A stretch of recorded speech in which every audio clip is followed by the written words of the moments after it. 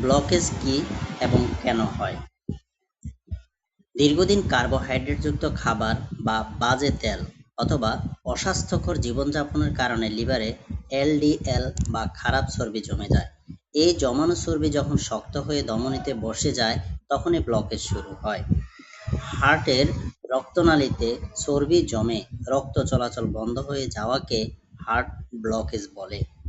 Blockage থেকে মুক্তি পাওয়ার প্রাকৃতিক সমাধান: রসুন আমাদের রক্তকে তরল করে। তরকারিতে দেওয়া রসুনের কিছু গুণাগুণ নষ্ট হয়ে যায়। সঠিক নিয়ম হলো 2 কোষ রসুন থেতো করে 5 থেকে 10 মিনিট বাতাসে রেখে দিলে এর ভিতরের এনজাইমগুলো সক্রিয় হয়। এরপর 1 গ্লাস গরম পানি দিয়ে খেয়ে ফেলুন।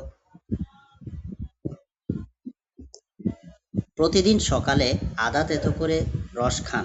এতে অ্যান্টি ইনফ্লামেটরি শক্তি থাকায় ধমনীতে যে প্রদাহ তৈরি হয় তা প্রতিরোধে সক্ষম।